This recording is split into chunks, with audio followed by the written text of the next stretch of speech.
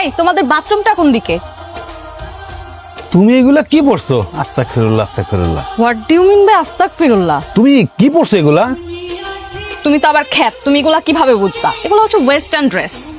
Western আমি বুঝি না। এগুলো এই বাড়িতে পরা যাবে না, এই বাড়িতে শাড়ি পরতে হবে। যাও শাড়ি পরে আসো। আমি শাড়ি পরতে পারবো না।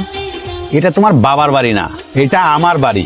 আমার বাড়িতে আমি যেইভাবে বলবো সেইভাবেই চলতে হবে। তুমি এগুলো পরতে পারবে না, ঘরে শাড়ি রাখা আছে, শাড়ি পরে আসো যাও। আমি শাড়ি পরতে পারবো না মানে পারবো না। ঠিক আছে, তাহলে তোমার বাবারে ফোন দেই যে আপনার মেয়ে আমার কথা শুনছে না, আপনার মেয়েকে নিয়ে যান। আমি শাড়ি পরে আসতেছি। বউর সাথে এমন খারাপ ব্যবহার না করলেও পারতিস। প্রথম থেকেই যদি একটু টাইট না দেই, পরে আর এই গরু ঘরে বাইন্ধে রাখা যাবে না। আর তুই ওর সাথে ভালো ব্যবহার করবি বাস। তুমি যা কাজ করতেছিলে করো, কি করা লাগবে না করা লাগবে সেটা আমি বুঝবো। দেখো তো এবার ঠিক আছে কিনা। শাড়ি পরে আসছি।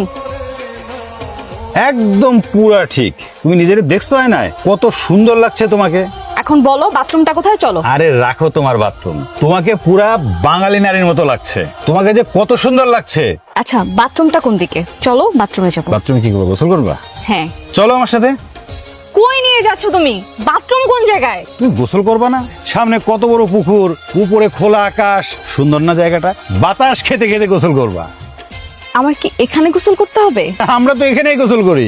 অসম্ভব, আমি তো এখানে গোসল করতে পারবো না। আর তুমি বিয়ে করার আগে চিন্তা করো নাই যে তোমার একটা বাথরুম বানানো দরকার? আরে চৌধুরীর মাইয়া, হ্যাঁ আমি তোমাকে মতো অত বড় লোক না। বিয়ে কিন্তু ইচ্ছা করে হয় নাই।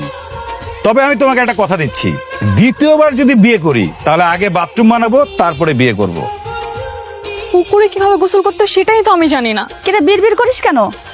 কে রে বান্ধবী তুই এখানে? আরে আমি তো তোদের বাসায় গিয়েছিলাম, বললো তুই নাকি পুকুরে গোসল করতে গেছিস। আমার তো বিশ্বাসই হচ্ছে না তুই পুকুরে গোসল করবি। আমি তো জীবনে কোনোদিন গোসল করি নাই পুকুরে। বাবা আমার সাথে কেন এটা করলো বলতো? আচ্ছা তুই কি পুকুরে গোসল কিভাবে করে তুই জানিস? আরে আমি তো নিজেই জানি না পুকুরে কিভাবে গোসল করে। তাছাড়া আমি নাকি একদিন পুকুরে পড়ে গিয়েছিলাম, তারপর থেকে তো আমার পুকুরের দ্বারা যেতেই দেয় না। আচ্ছা তাহলে আমি এখন কি করব বলতো? আমি যে পুকুর পাড়ে দাঁড়িয়ে আছে তাতে তো আমার হাত পা কাঁপতেছে।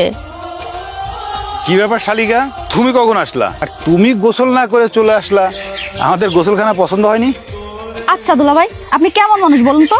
আমি কেমন মানুষ তোমার বান্ধবীরে জিগাও, কাল থেকে তো সে আমার সাথেই আছে। আমি কি এই কথা কইছি? আমি কইছি যে আমরা তো পুকুরের নাম শুনলেই ভয় পাই, সেইখানে আপনি ওরে একা একা গোসল করতে দিছেন। ও এখন আর চৌধুরী বাড়ির মেয়ে না যে ও যা বলবে তাই করবে। তুমি যেহেতু আসছো, তোমার বান্ধবীর একটু বোঝাও, তুমিও থাকো। আমারও তো শিখারও দরকার নাই, থাকারও দরকার নাই। আমি আমার বান্ধবীকে দেখতে আসছিলাম, দেখা হয়ে গেছে, আমি এখন চলে যাব। আরে কি বলো শালিকা, তুমি সেই নড়াইল থেকে আসছো তোমার বান্ধবীরে দেখতে।